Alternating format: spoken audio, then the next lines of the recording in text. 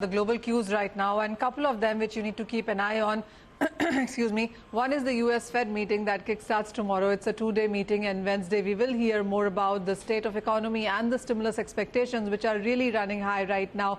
The others is the numbers itself, because when you look at US, the Fed budget deficit stands at around 4.5 trillion right now. The US national debt stands at around 28 trillion. And when you look at the US total debt to GDP, that stands at a huge 146%. And markets do believe that with these kind of numbers, there is very difficult chance that you will see the US dollar moving up or the gold prices, correcting much from here on. So it is a buy call really coming in for precious metals, looking at these numbers. Joining us to talk further about that is Peter McGuire from Exim Australia. Peter, hi. What is your sense, first of all, on the gold prices? Because we are trading in a range right now. Today, we've seen even some profit taking come in the Asian markets as the global equities have seen some strength come back. But going forward, what are you watching and what's the sense coming in for gold? Well, good morning, Manisha. I think a couple of things. First off, gold's been very much range bound. It hasn't been able to break above that 1870 handle in the last matter of weeks to really show some definitive move to the upside. We understand there's been an inauguration last week, also taking into consideration the what's going on as far as US dollar index. Still range bound at that 90.14, though I wouldn't be surprised maybe sometime even later today, Manisha, to be in that 89 handle. So we've got some big numbers coming through this week as far as fourth quarter GDP, and as you made reference to, the Fed and so on. So I wouldn't be surprised US dollar to come off a little bit and gold to edge up from here. Peter, the first half of January, we saw the commodity currencies do well. The US dollar was still under pressure, and we saw multi-year highs come in for Australian dollar, Canadian dollar, New Zealand dollar. But look at the second half of Jan, and many of these currencies, including the euro, seem to be getting in for some correction. How are you reading the trend, and what's the way forward? Well, I think everything forward was, Manisha, very much get through the inauguration. I think that's where it probably was a little bit of a sweet pill, a little bit of a sugar hit. It hit to that 90.6 sort of number. Now it's back at that nearly 90, line ball. So maybe the sugar hit's starting to wane. Do we see further softness? Your point as far as, $28 trillion of debt.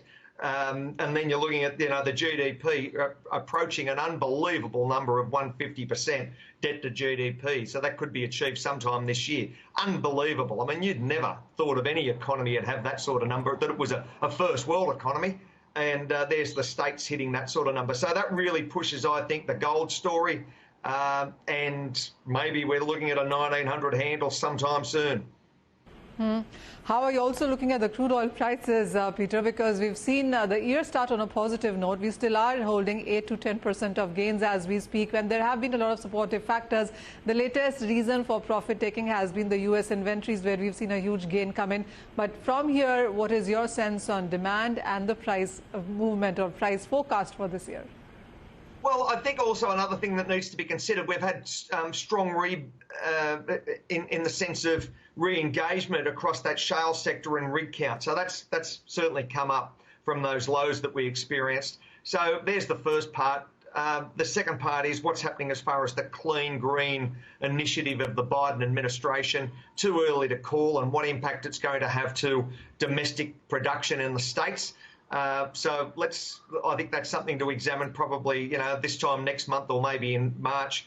As far as price, very much range bound still, that 52 to 50 to 55, 56 for WTI and Brent. So maybe it's a consolidation phase. There's not a lot of movement there. So it's not a trader's delight. They'll find something to trade. Maybe it's going to be the continuation as far as equities until we get a breakout on something, newsworthy.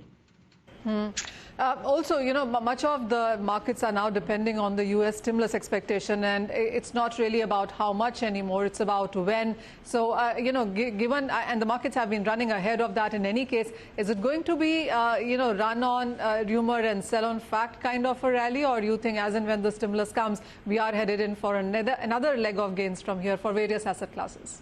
Well, I wouldn't be surprised another leg up yet, that big steroid hit. That's the tune of around about $1.9 trillion.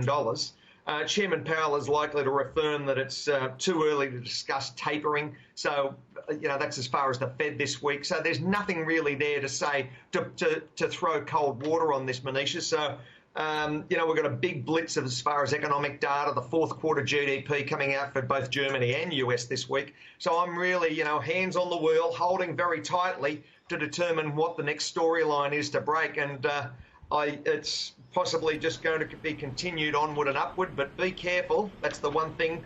Nothing goes up forever. Well, yes. Another and last question really is that much of the commodity run-up and asset class run-up came in because of China and the kind of numbers that they were posting. And now with a fresh round of COVID cases emerging from China as well, we've seen many of these commodities start to trade in a range. We haven't seen higher highs come in the last 2 weeks now.